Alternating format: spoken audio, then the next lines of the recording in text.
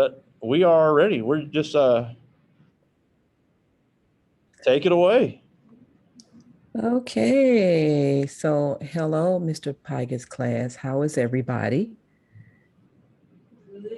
Okay, I could hear you say that. So very good, very good. I'm happy to be with you. How much time do I have? Much as you want, So I have 3 days. If I want 3 days, I can. if you wanted it. Yeah, Okay, I'm just I never tell checking. you Just no. okay. All right. Okay. So today we're talking about public speaking. My name is Pam Confer, and I am a workforce development consultant. I consult globally, from French speaking countries in Africa to Spanish speaking countries. I am fluent in Spanish as well. And I just consider myself somebody who helps people to connect better and to connect differently. And that requires good communication skills and the ability to speak with confidence. So today we're talking about my Speak Big program. And what is so interesting about this is that this program is a program that I charge for. It's an actual seminar that I do. But because Mr. Pygott is who he is, right? And you all know that means a very special person that really cares about each and every one of his students. This is not a charge at all, but it's the same seminar that other students would get if they were to enroll in the program. So I'm going to start my PowerPoint presentation. I'll talk a little bit, and then we can definitely answer questions and kind of talk as a group afterwards. Okay. Sure. Awesome.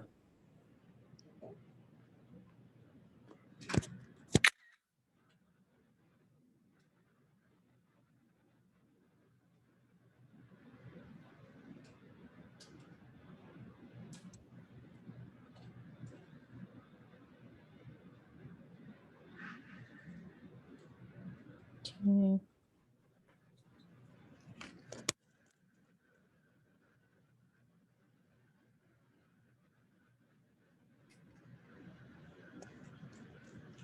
So we'll count down here. We'll be ready in 5, 4, 3, 2, and 1.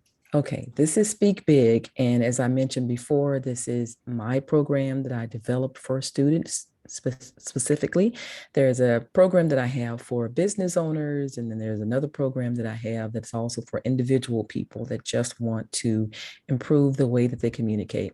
This is one specifically designed for you, for students. So thank you for stopping by today. This program is part of a three-part program. It's Speak Up, Speak Out, Speak Often. Today, we are focusing on discovering and cementing the way that you communicate, which is the speak up portion of this program. So before we do anything, right, we have to make the decision that we're going to speak up. And that's whether or not you've been called to speak or whether or not you have.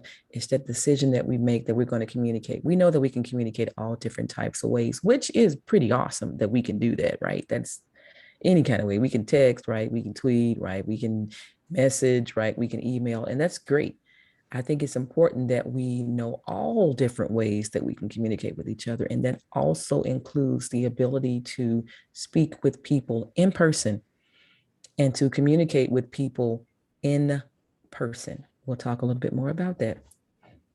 All right. So, our objectives in this particular section, section 1, is to realize that public speaking is a shared fear.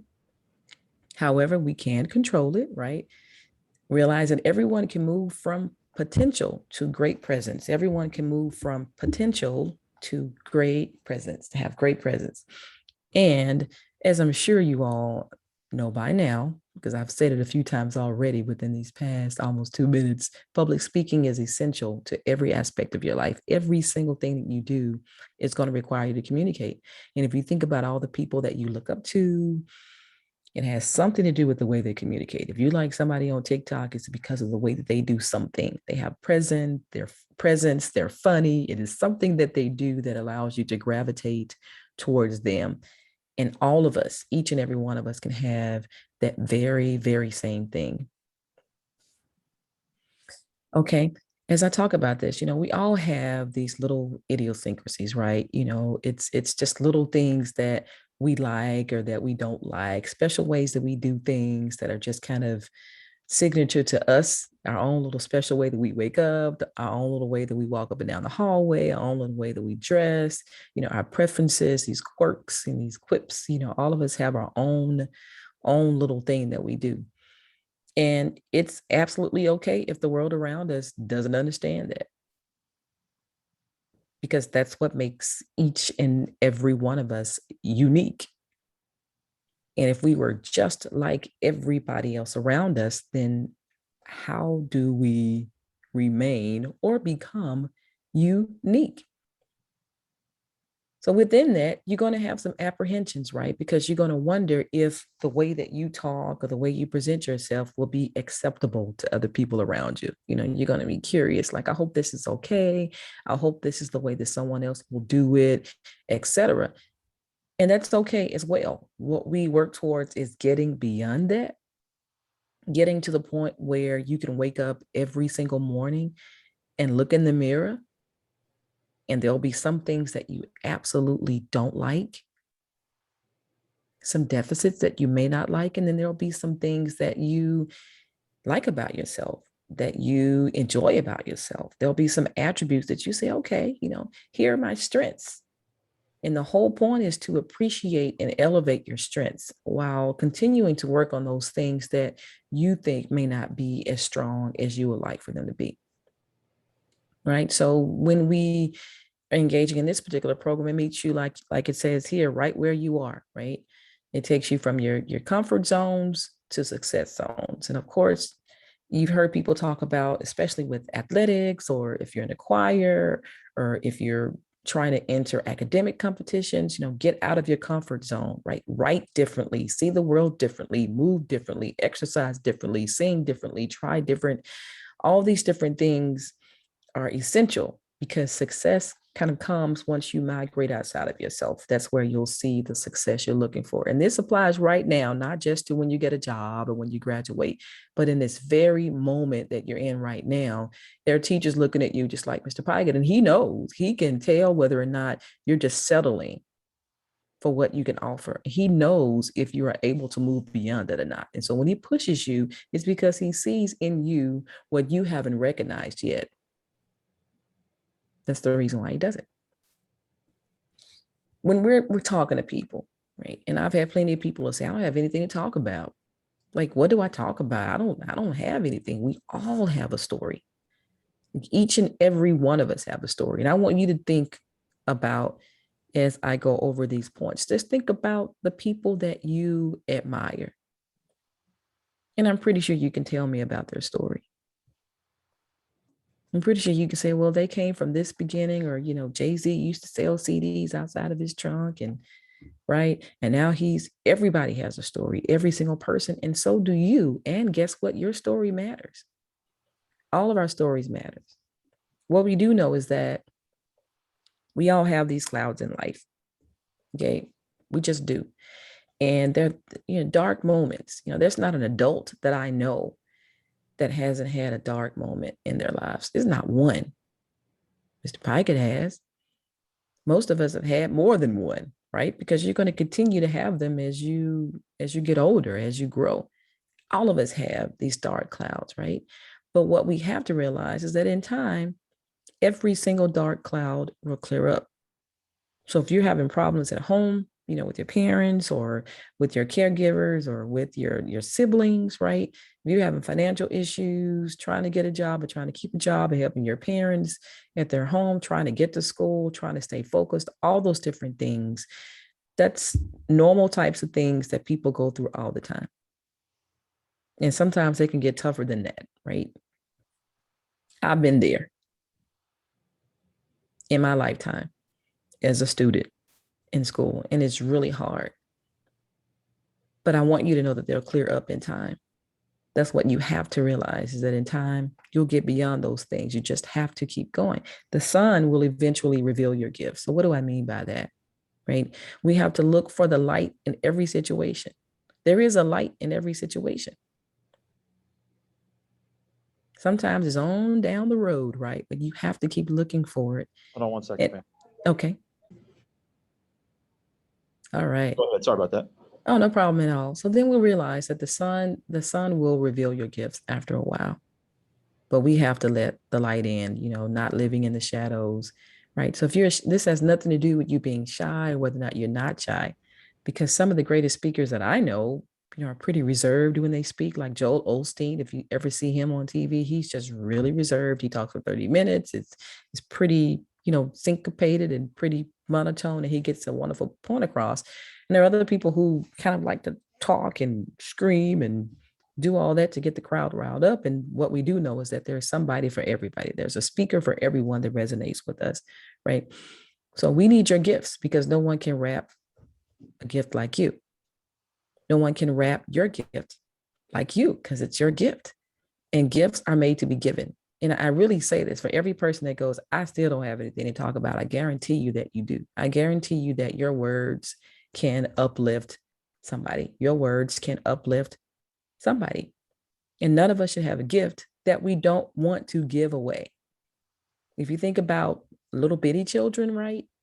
And they'll go outside, I don't know, and get a rock or something like that. And they'll get that rock and they'll bring it in. And they'll say, I got a gift for you. I got something for you.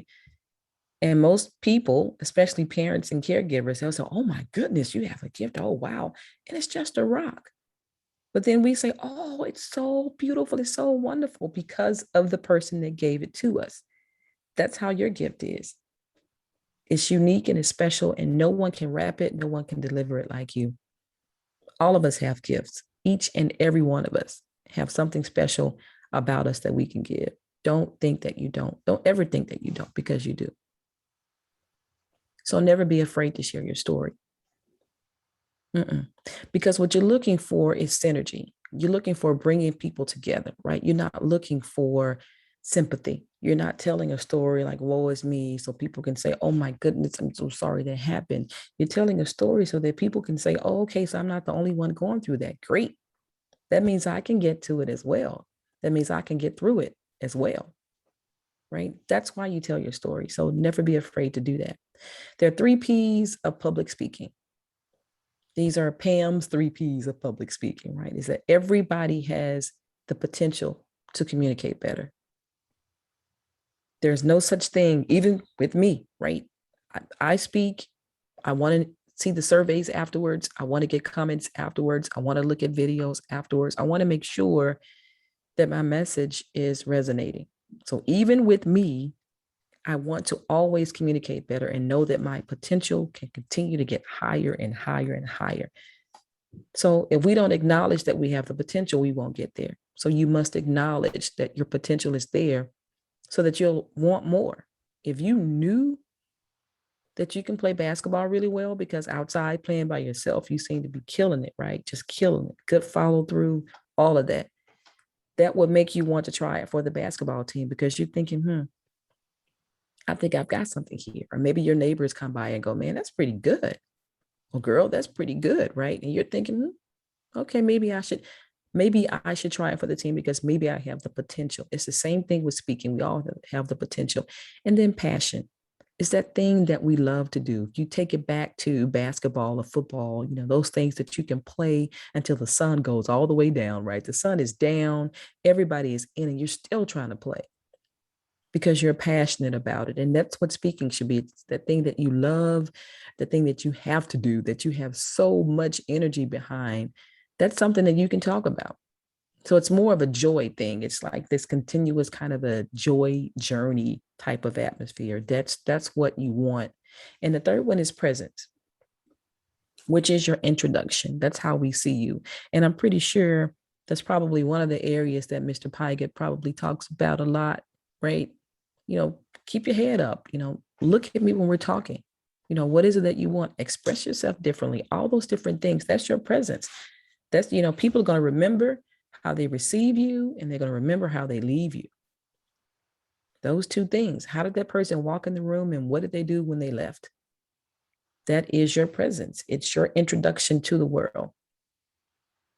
So you should be consistent in that, and you should be authentic in that, and you should be confident in that, and you should be prepared in that every single time, because you never know what opportunities will come for you in that particular moment. People are watching you all the time, down the hallway, outside, getting in the car, arriving at school, in the cafeteria, during extracurricular activities, people are always watching, and adults are thinking, I wonder if this person will be good for this program. I wonder if I should recommend this person for this program. They're always doing it.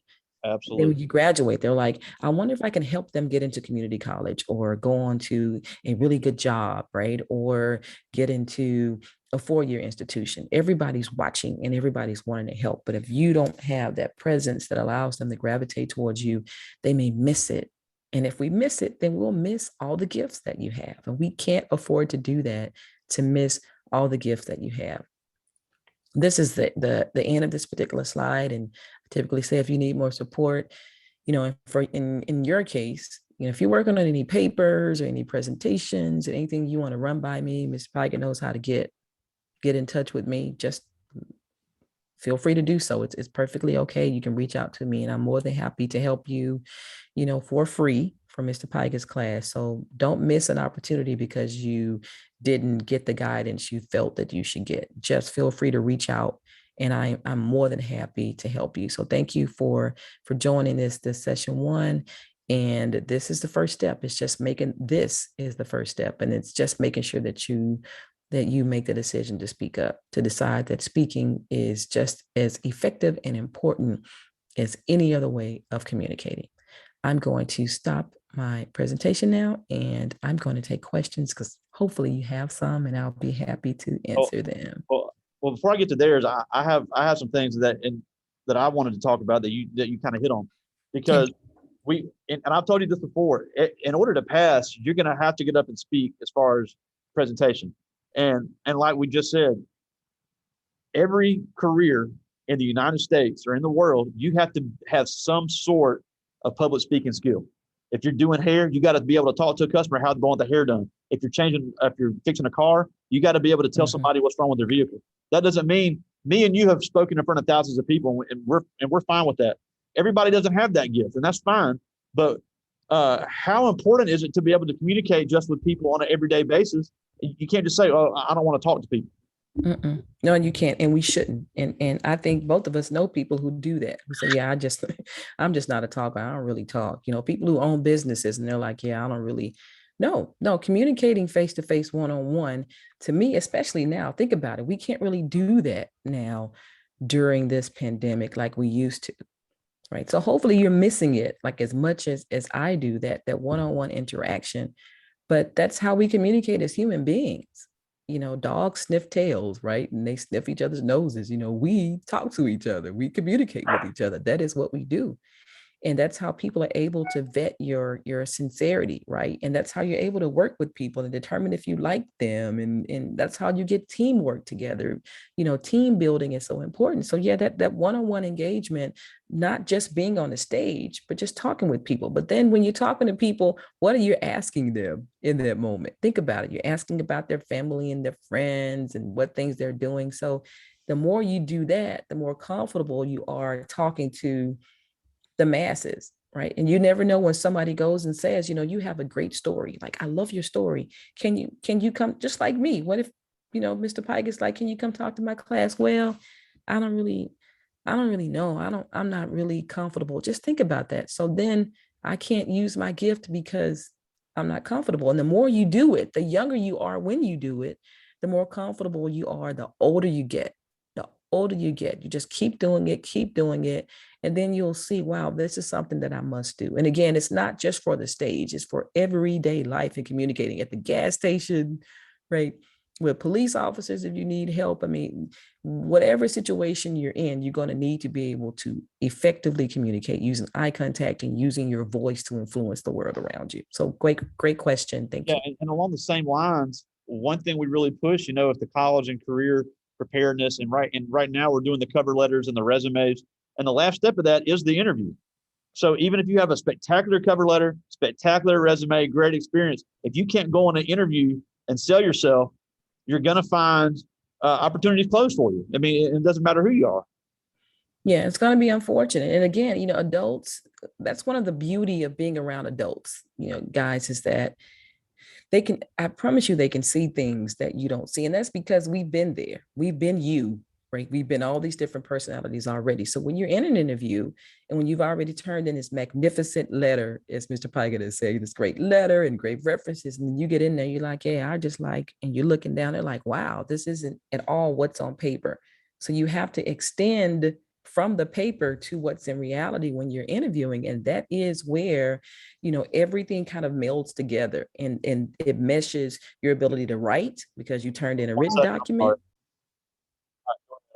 Okay, no problem. It meshes your ability to write, with your creativity, and then those interpersonal skills. And so what are interpersonal skills? Those are skills that we should all have that give us the ability to communicate with each other, to be able to resolve conflict, to be able to understand different personalities, to be able to work by yourself, to be able to work with a team, right? To be able to have patience and to be bold and to be assertive. All those things you're not going to learn if you're not communicating. And you're going to need all of those in your interview for whatever, if it's a job, it's for a community college, if it's for a scholarship, whatever it is, they're going to be looking at your ability to communicate. So it's about practicing, not to be perfect, but practicing so that you can be you, so you can be the best you. I'm so glad you said that, because some of, they all mumble and grumble when I make them, I make them present, and I don't do it to be mean. I do it so they can get comfortable speaking, because it's not about, like I said, it's not like you and me speaking in front of the masses, but having, I cannot emphasize enough, and anybody who sees this later as well, I cannot emphasize enough the importance of what she's talking about here, of being able to communicate on a professional level, either interview, even once you have a job, selling, marketing and sales. I mean, and sales is the most, one of the most valuable skills in America right now, and it all starts being able to communicate. Even people that failed out of school can be a great salesman if they can communicate. Yeah. And you have to be able to do that. And I guess, we just really shouldn't see communicating as some assignment, right? Some burden. Oh man, we have to, it really is a good thing. It's a gift. It's a gift that he's giving you to have an opportunity to have a safe environment to talk with someone who cares about you, right? Before you get into the greater atmosphere where there are people who unfortunately sometimes don't want all of us to do well in certain categories, but this is a safe environment to do it. So step up and do it. You have to be comfortable with articulating, right? Comfortable with enunciating your words, comfortable with not saying um so like and the reason why we do is because we're trying to figure out what we're going to say. That's not, if you listen to me say that, that's exactly what it sounds like. So just in case you're like, it's not that bad, it's that bad. What do you like to do? I like listen to I have a like playlist, and that's not good. That's it's not good. So you have to get comfortable with not saying comfortable with sitting in the moment and not saying anything as you think, not looking in the air, not trying to figure out what you're going to say, not saying, I don't think I can do this. None of that. Just being comfortable and being comfortable with making mistakes. I made some mistakes as I talked here. Being comfortable with being human, but you're not going to do that if you don't start now. I promise you, if you don't start now, just trying to present, getting constructive criticism builds you up. That's the whole point. When you get that constructive feedback and then you get better and better, and then by the time you are a young adult, 21, 22, you're talking and you're not saying, I don't feel right talking like this. You know why you wouldn't feel right talking like that? Is because you haven't been practicing talking like that. But it really does sound better. Just think about you don't watch the news, but think about the news and people that you watch, and just think if they were like today, we had a lot of crime in the city. 4 people got killed today, and just think about that. But they're not. They're like, welcome to the 5 o'clock news. Today we had 5 shootings in the city of Jackson, a very unfortunate incident on such and such street where 3 children were shot, and blah blah blah. Stay tuned for more. We'll be right back. That's what they do, and that's what makes us watch them. It's because there's this consistency and professionalism in their voices, and you don't have to be on TV to talk correctly. Yeah. Now, before I get to some of these questions, you hit briefly on something that I want to get into more deep here. Because obviously, I'm saying, I'm catching myself, but I'm just trying to think of the right way to say it. We here are in a controlled, sheltered environment. Our kids are in a different situation. The fact they've grown up around these same people their entire life. But once they leave here, and I know you're from Memphis, and you're in Jackson now. How important is it to have to be able to set yourself apart, especially when everybody, when you leave here, is not going to look like them? So Yeah. how much more important is it for a young Black student coming out of high school to be able to master those skills? It's very important. And again, I talked about uniqueness, and I talked about having your own signature style and not just blending in. It is essential. Every person in your room, Mr. Polygot, that wants to be an entrepreneur, they want to develop an app, you're going to have to be able to communicate that. This is a very competitive world, and it's more global now, even more than that. So it's not just Mississippi, right? It's California, it's New York, it's people who may think that we're strange down here. People may think that I have a very strong accent from Mississippi because they come from someplace else, which is perfectly fine because I'm confident in my ability to communicate. So yeah, you have to set yourself apart, and you have to be confident enough to know that you have a unique skill set. Even if somebody does something similar to what you do, it's not you, because nobody can do it like you. So as an African American student, it is essential that you have the confidence to be able to communicate effectively, because it's a brutal world out there. And now that we're global, I keep saying that you're not looking for a job in Mississippi, not necessarily, right? You're looking for a job. People are looking at you everywhere. And we're on Zoom right now. I trained, as I may have mentioned before, 12 French speaking countries in Africa about a month and a half ago. They were all in Africa somewhere. Your interviews are going to be like this, potentially, right? Because one, even if we get through the pandemic, right? Or once we get through the pandemic, it's become so comfortable and so normal for us now to communicate this way. It used to be a point where someone would say, Pam, can you meet? And we try to find a place to meet, or we meet for lunch. And now it's like, can you Zoom at 1? Yeah. And I'm talking to people, in Mexico, and I'm talking to people in Buenos Aires, just from here. So you're going to be doing that too, which is a great thing. But again, you have to also let that come through even on your computers, which magnifies, just like it puts weight on you when you're on TV.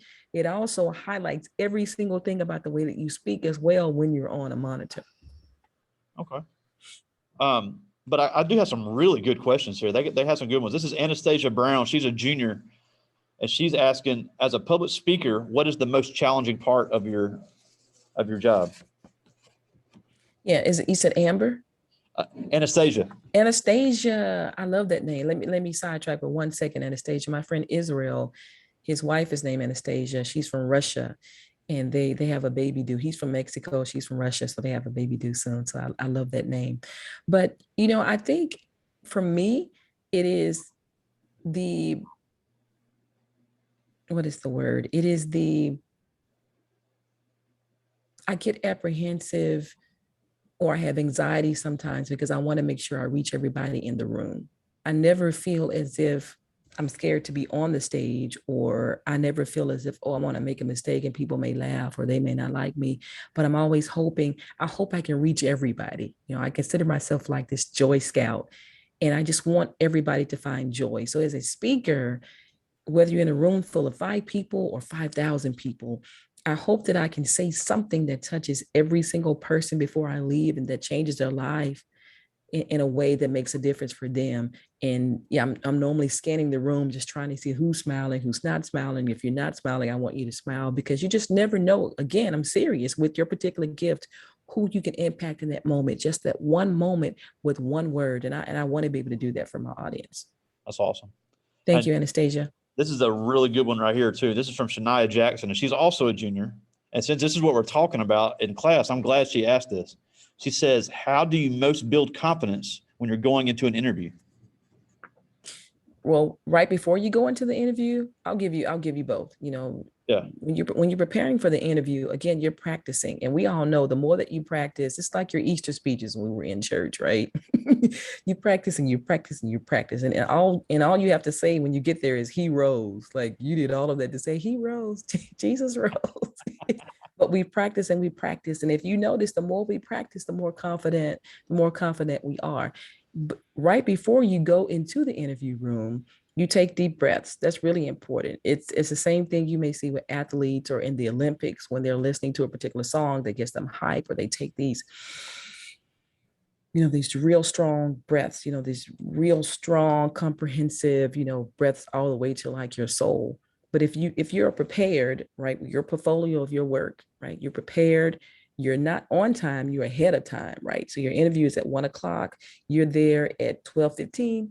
So you're already parked, you already know exactly where you're going, you're not rushing in.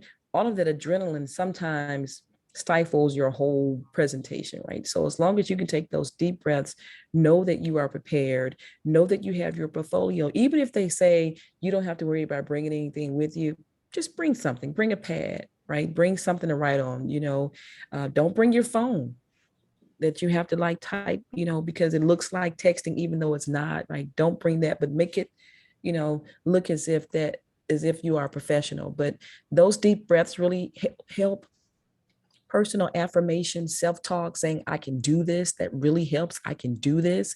If there is a song that you listen to that but preparation is the key before you walk in the door. Right before you walk in, if you're not prepared, there's very little you can do. And even if you think I can make it through this because I normally, I'm pretty good, I don't have to be prepared, we always can see it.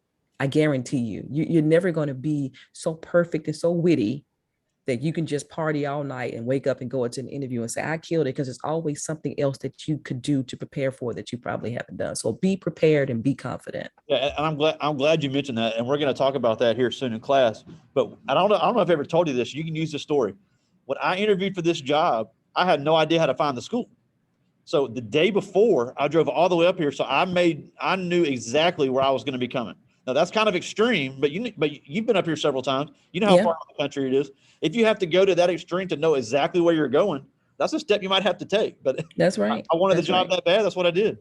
Yeah. And I would agree. And listen, you all may be saying he drove up here, but if you want to map it out, right? If you want to map it out and use Yeah, your I had no idea. technology, Yeah, do whatever you're going to do. But it is in a rural area. So it's a bit different. And sometimes the GPS is like, I don't know. yeah, yeah. I I don't had know. I had no idea, and I was not going to get lost. Yeah. If things are that important to you, you will put the additional time into it if they are that important to you. Think about how much time you put into getting dressed before you go to a party, Yeah, right? yeah, It, I, you're going to put the time in if it's something that you really want. And as I say, people can tell when you've rushed and not put the dedication into things. And you don't want them to see that because they'll always see you that way. yeah. And then it's hard to escape that. This is a really good one too. This is Deborah Pierce. She's a senior, one of our basketball players. And we haven't gone into your background because no, when I met you, you were with the city of Jackson and you've been with Nissan and now you're out on your own. So she's asking here, what was the hardest decision that you made in following that career path? Well, I don't know if it was a hard decision for me. I think purpose is a beautiful thing. And it's my hope that we all can discover what our purpose is in life. So it was my purpose to speak to people. I was shy up until I was about 20 years old. You couldn't get me to smile, or you couldn't get me to do anything. I was really shy. So I barely said a word. I had no confidence. I thought I was ugly, and it was just a semi-traumatic upbringing, right, for me. So my insecurities were all over the place, and I just didn't think that I had any worth, any value, anything. I really didn't.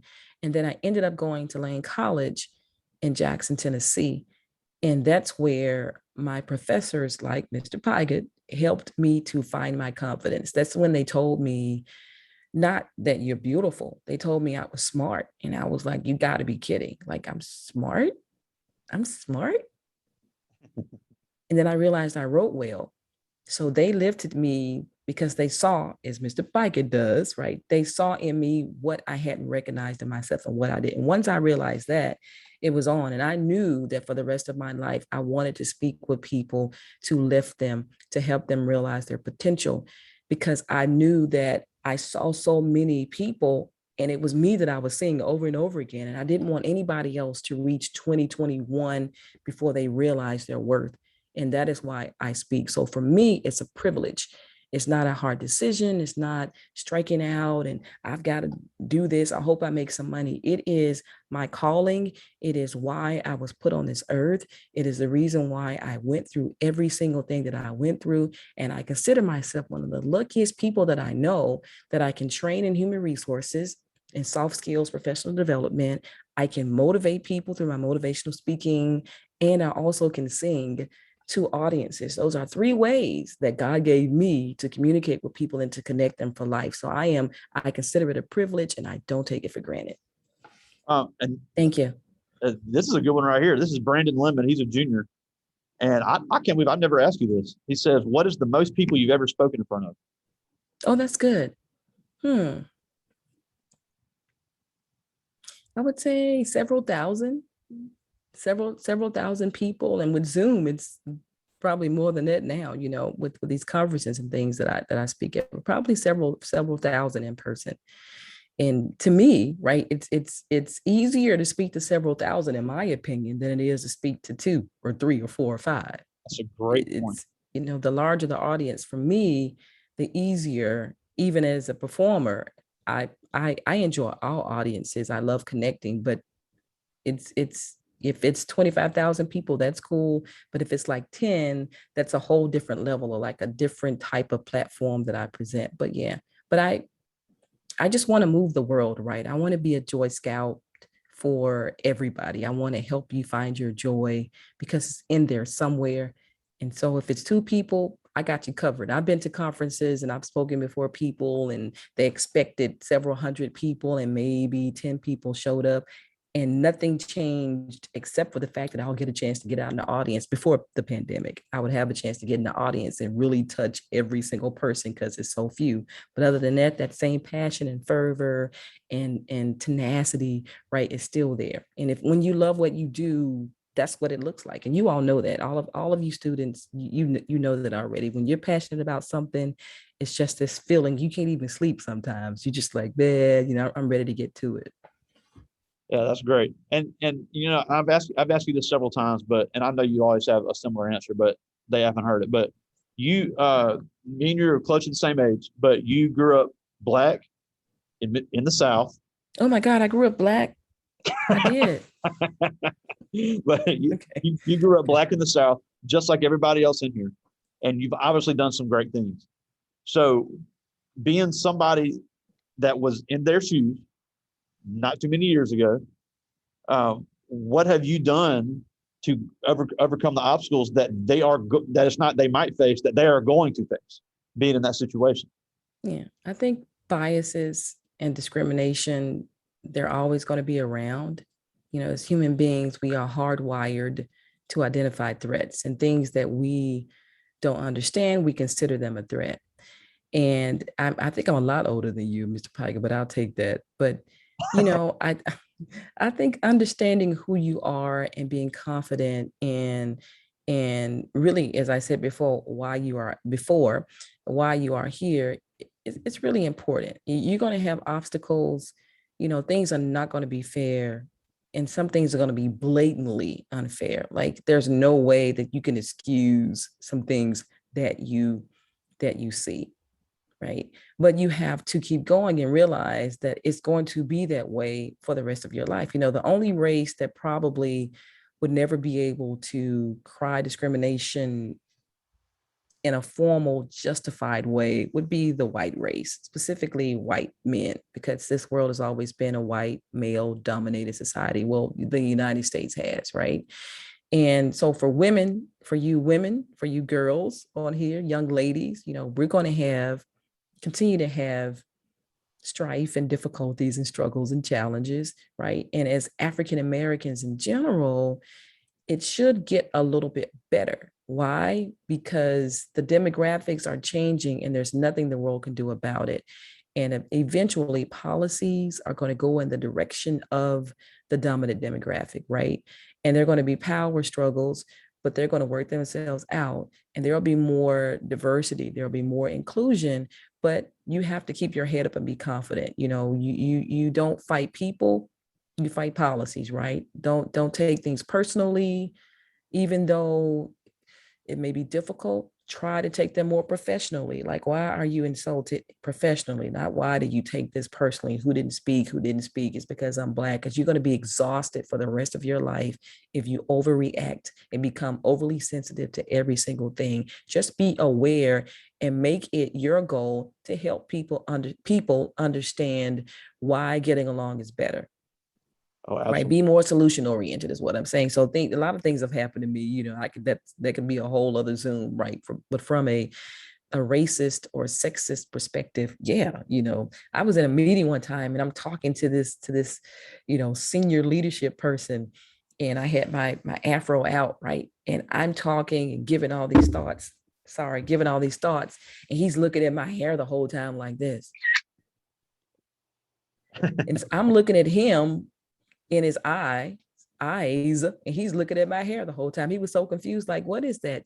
So you start thinking, geez, but if I wasn't confident, I would leave. Why are you looking at my hair? Blah. But you can't do that. You have to, keep going and be confident in yourself. Oh, absolutely. And Thank you. and we and we thank you so much for joining us today. And I really hope sometime soon we can have you back on campus, because you've been in my class and also spoken to the whole school as well. So um, I I'd would. love to. Oh, you're always on top of our list. But again, for anybody who sees this later as well, you're looking at a perfect example of somebody right here in the Jackson area that is doing some big things. That is just a great example. And I'll make sure I get your social media out so they can see some of your posts, because you have some super inspiring stuff Thank uh, you. that I love to see. And for any young people that's seeing this now or later, this is just a great example of a person that really doing some big things and gave us some great stuff today. It's all about first impression. And I still remember the first time I met her 11 years ago, and we left a great impression on each other. Yeah, I would agree. We've become great friends, and this is why I do this. It's the same reason that you do it. We are investing in our future, right? We're activating people that might not be activated had we not been in the room. And so we both understand how important it is. That's right. And I know you got a busy schedule, and we thank you so much for making some time for us today, but I will definitely talk to you soon. Thank you. And thank you everyone for your questions, and just please go forth and not only make us proud, but make yourself proud. Okay. Absolutely. All right. Well, I'll talk to you soon, my friend. Thank you. Thank you. See ya.